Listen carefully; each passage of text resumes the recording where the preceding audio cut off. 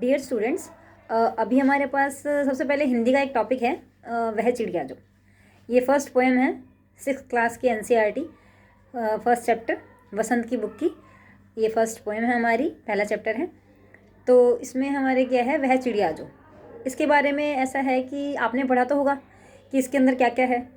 इसके अंदर कवि क्या बताना चाहता है। कवि इसके अंदर चिड़िया के जितने भी गुण हैं वो बताना चाहता है कि चिड़िया बहुत अच्छी है, चिड़िया को नदी से प्यार है, चिड़िया अपने अकेले में मस्त रहती है और वो उनकी नीली पंखों वाली चिड़िया है।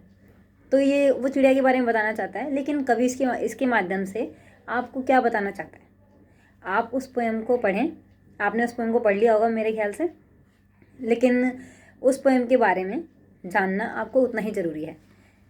तो उस पोएम को समझाने का तरीका ये है कि जो भी कवि अपने कल्पना के अनुसार देख रहा है, वो चिड़िया को नहीं बता रहा, वो एक मनुष्य के गुणों को बता रहा है।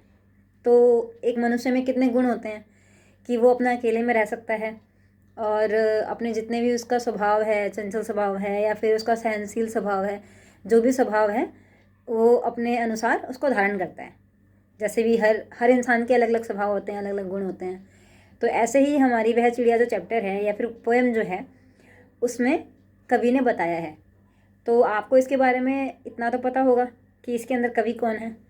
तो आप मुझे कमेंट करके बताना कि इसके अंदर कवि कौन है, जो जिसने भी वह चिड़िया जो लिखा है ये पोएम। और आपको वह चिड़िया जो पोएम है उसको अच्छे से पढ़ना है, याद करना है।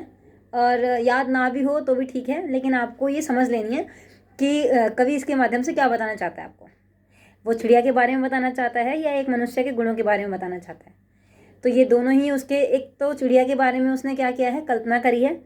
लेकिन अगर जो आप इसको आंसर में लिखना चाहेंगे कि भाई इसके अंदर हम आंसर मेंशन करना चाहेंगे कि कवि चिड़िया के माध्यम से किसको उजागर कर रहा है या फिर किसके बारे में बता रहा है, तो आप उसमें लिखेंगे कि कवि चिड़िया के माध्यम से वो मनुष्य के गुणों को उजागर कर रहा है।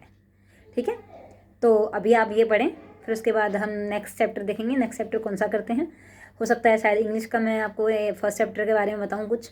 इंग्लिश का चैप्टर काफ़ी अच्छा है, इंटरेस्टिंग है, तो वो आपको पढ़ने में अच्छा लगेगा। ये तो छोटी सी पोएम थी एक, और छोटी सी स्टार्ट। तो अभी आप डरे नहीं। और ये मैं अभी क्लासेज ये जो डाल रही हूँ, ये सारी क्लासेस ऑनलाइन इसलिए डाल रही हूँ क्योंकि मुझे ऑफलाइन अभी मैं अवेलेबल नहीं हो सकती।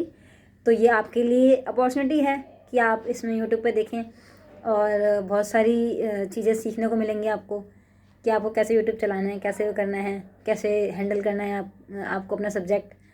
और जैसे जैसे पेपर नज़दीक आ रहे हैं वैसे वैसे हमें तैयारियां तेज़ करनी पड़ेंगी, बिकॉज़ टाइम बहुत कम है हमारे पास। ओके, तो आप आगे नेक्स्ट चैप्टर के लिए तैयार रहिए और जब तक आप ये वह चिड़िया जो पोएम है वो पढ़िए। Thank you.